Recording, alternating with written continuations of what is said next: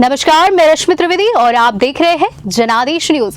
गणेश उत्सव की कोई भी बात बिना मुंबई के गणपति उत्सव की चर्चा के बिना पूरी नहीं होती।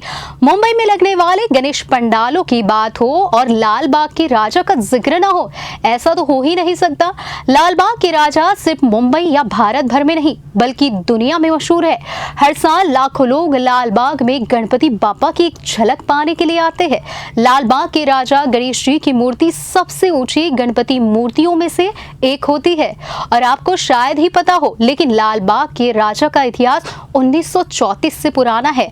आज हम आपको बता रहे हैं कि आखिर कैसे हुआ लाल बाग के राजा के उत्सव की शुरुआत और कौन इस मूर्ति को बनाता है।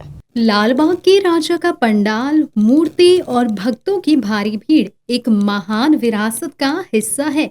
एक ऐसी विरासत जो आजादी के पहले से चली आ रही है। वही परंपरा, वही तौर तरीका और वही आस्था पिछले 42 सालों से लाल बाग के राजा का दरबार यूं ही सज रहा है और ऐसे ही हर साल श्रद्धालुओं की भारी भीड़ उमड़ रही है। वक्त के साथ बाहरी सजावट भले ही बदल गई हो, लेकिन आस्था का वही रूप आज भी कायम है जो इस दरबार की स्थापना के समय था। लाल बाग का दरबार सजाने वाले सार्वजनिक गणेशोत्सव मंडल की स्थापना 1934 में हुई थी। मुंबई की दादर और परेल से सटा लाल बाग इलाका तब मीलों से भरा पड़ा था। इस इलाके में मील मजदूर, छोटे मोटे दुकानदार और मछुआरे रहा करते थे। 1932 में यहाँ के पेरू चौल बंद हो जाने से मछुआरों और दुकानदारों की कमाई का जरिया बंद हो गया। वो खुले में सामान बेचने को मजबूर थे। तब कुछ लोगों ने मिलकर अपनी मन्नतों को पूरा करने के लिए गणपति की पूजा शुरू की। धीरे धीरे इस पूजा में आसपास के लोग भी शामिल होने लगे और लाल बाग में बाजार खड़ा करने के लिए थोड़ा बहुत चंदा भी देने लगे। 2 साल बीतते बीतते मछुआरों और दुकानदारों की मन्नत पूरी हो गई। उन्हें बाजार में खड़ा करने के लिए जमीन मिल गई। तब उन लोगों ने भगवान के प्रति अपनी आस्था प्रकट करने के लिए 12 सितंबर 1934 को यहाँ गणपति की प्रतिमा की स्थापना की। धीरे धीरे लाल बाग के इस गणपति की महिमा की दूर दूर तक चर्चा होने लगी। मुंबई के अलग अलग हिस्सों से यहाँ दर्शन के लिए श्रद्धालु उमड़ने लगे। तब लाल बाग के गणपति को मराठी में नया नाम मिला, लाल बाग सा राजा, यानी लाल बाग के राजा। और सचमुच यहाँ के गणपति की शान किसी राजा से कम नहीं है। 1934 के बाद हर साल यहाँ एक नए गणपति की प्रतिमा स्थापित होने लगी और इसी तरह लाल बाग के राजा बन गए मन्नतों के राजा।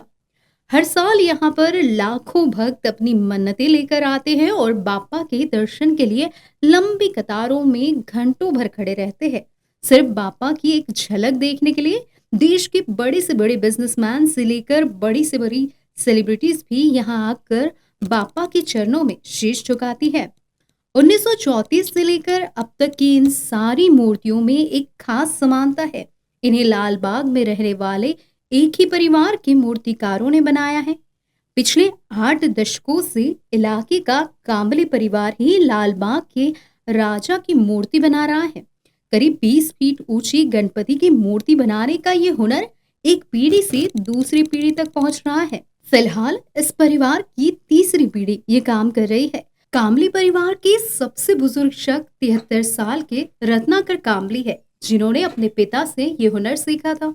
रत्नाकर कांबले के पिता पहले महाराष्ट्र में घूम घूम कर मूर्तियां बनाते थे, लेकिन एक बार वो लाल बाग पहुंचे और फिर यही के होके रह गए। आज इस परिवार के सहयोग के बिना लाल बाग चा राजा के लिए दरबार की कल्पना भी नहीं की जा सकती। लेकिन ऐसा नहीं है कि लाल बाग चा राजा की महानता के पीछे सिर्फ मूर्ति की भव्यता है। लाल बाग मंडल ने अपने गणपति को अहम बनाने के लिए समाज कल्याण से जुड़े कई काम किए हैं।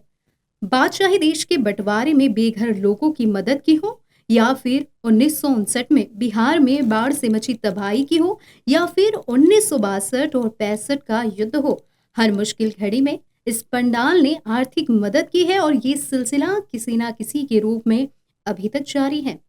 2 साल पहले कोरोना वायरस की वजह से प्रधानमंत्री नरेंद्र मोदी ने पूरे देश में लॉकडाउन लगाया था। उस दौरान पूरे देश में गणेश उत्सव मनाने पर भी प्रतिबंध थे। तब इस पंडाल की वर्षों पुरानी रीत टूट गई, लेकिन मंडल ने इस साल गणेश पंडाल की जगह ब्लड कैंप, फ्री मेडिकल निदान कैंप वगैरह जैसी सेवकीय प्रवृत्तियां की थी और साथ ही कोरोना फाइट्स में जुड़े वॉलंटियर्स और पुलिस का भी सम्मान किया था।